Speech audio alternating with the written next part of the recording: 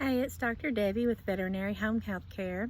I've got another God story for you today, and this is one that really impacted me quite deeply, so I wanted to share it with you. It was a few months back, and I'll have to keep the names generic on this one, but the point's still the same.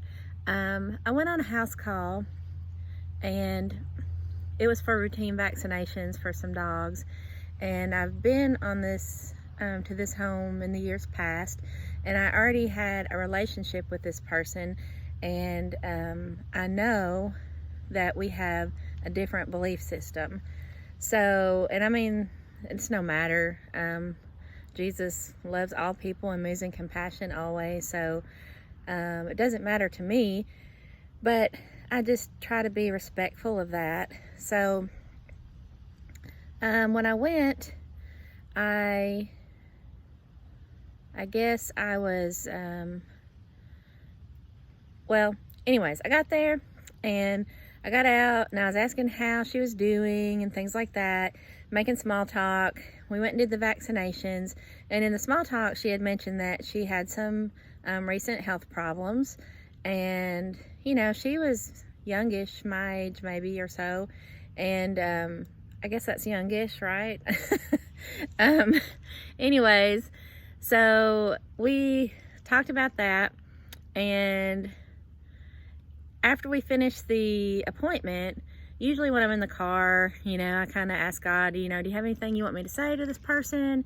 But not a lot of times in this situation, because I know that they don't have the same belief system as me, so I don't want to be rude or disrespectful in their home. They've invited me there, and for the purpose of taking care of their dogs, and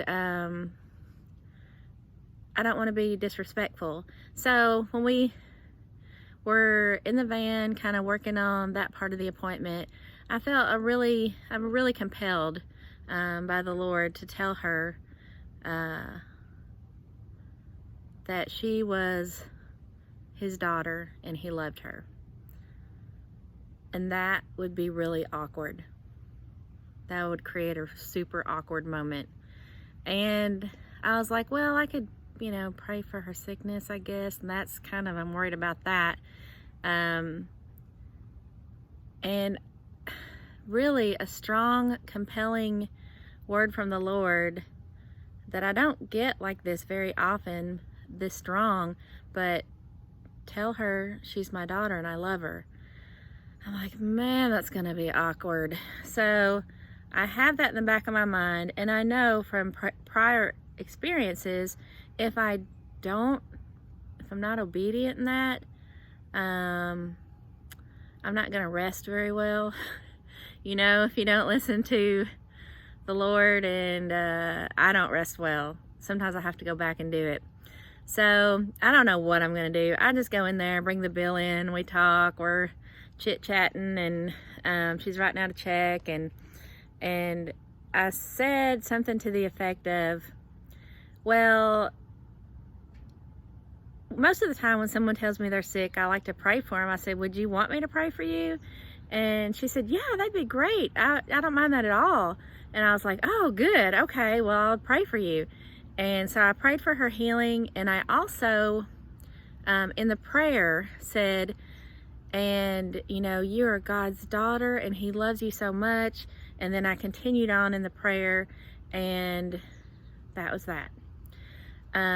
So we left, and it was a few days later, maybe less than a week.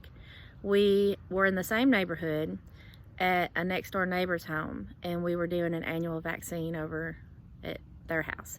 And the neighbor said, did you hear that last night the other person had passed away unexpectedly? And I was floored. I said, no, I didn't.